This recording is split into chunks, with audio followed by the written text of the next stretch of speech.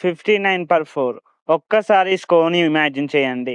India 462కి all out అయింది. Sri Lanka innings start అయింది. First 4 wickets just 59 రన్స్‌కే వచ్చాయి. అప్పుడు అందరికి ఒకే థాట్ వచ్చింది.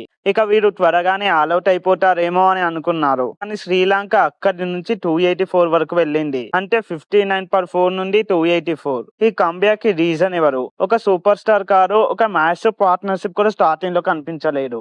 కానీ ఆ తర్వాత సోనాల్ డినుసా సెంచరీ, నిరోషన్ డిక్వెలా 80 ఇండియాకు అన్ఎక్స్పెక్టెడ్ ప్రాబ్లమ్ గా మారారు. గాలైలో డే 3 అసలు ఎలా టర్న్ అయింది?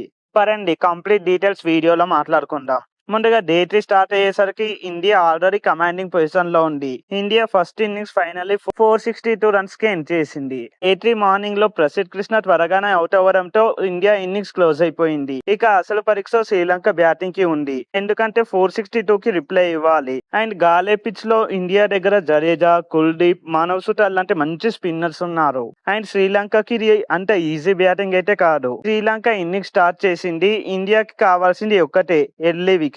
అది మొహమ్మద్ సిరాజ్ వెంటనే ఇచ్చేశారు. ఇన్నింగ్స్ రెండో బాల్ కే నిషాన్ ని అవుట్ చేసి పెవిలియన్ కి పంపించేశారు. అక్కడితో ఆగలేదు. లహిరి ఉడారా కొంచెం రెసిస్టెన్స్ ఇచ్చిన మనోజ్ సుటార్ అటాక్ లోకి వచ్చి తనని కూడా పెవిలియన్ కి పంపారు. ఆ తర్వాత దినేష్ చండిమాల్ కూడా పెద్దగా నిలవలేదు. కమిందు మెండిస్ కూడా వెనక్కి వెళ్లిపోయారు. 50 ఓవర్స్ లోనే శ్రీలంక 59/4 కి చేరింది. అక్కడ ఇండియా కంప్లీట్ గా కంట్రోల్ లో ఉన్నట్టు కనిపించింది. అయితే శ్రీలంక ఇంకెంత స్కోర్ చేయగలరు?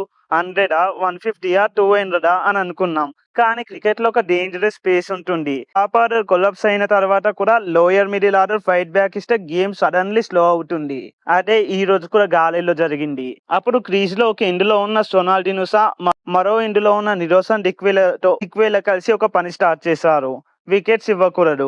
ఇండియా స్పిన్నర్స్ ప్రెషర్ పెంచుతున్నారు. జడేజా ఒక సైడ్ నుంచి, సుటార్ మరో సైడ్ నుంచి, కుల్దీప్ కూడా అటాక్ లోకి వచ్చారు. కానీ డినుసా పానిక్ అవ్వలేదు. డిక్వెల్లా మాత్రం తన న్యాచురల్ అటాకింగ్ గేమ్ తో బౌండరీస్ కొడుతూ స్కోర్ ని మూవ్ చేశారు.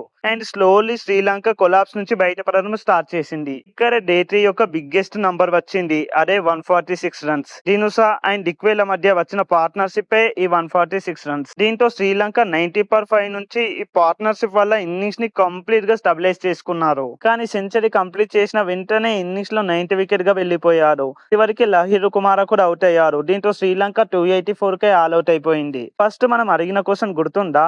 59/4 నుంచి శ్రీలంక 284 ఎలా వెళ్ళింది అని.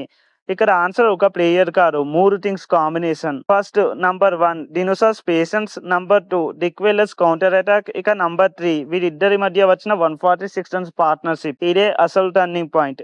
ఇండియాకి రావాల్సిన క్విక్ 50 అండ్ 60 వికెట్స్ రాలేదు. దీంతో శ్రీలంకకి టైం వచ్చింది. అక్కడే ఇన్నింగ్స్ రన్స్ దగ్గర ఎండ్ అవ్వాల్సిన ఇన్నింగ్స్ 280 వరకు వెళ్ళింది. మరి డే 4 లో మన టీమిండియా ఎంత లీడ్ లోకి వచ్చాక డిక్లేర్ చేస్తారు అనుకుంటున్నారు?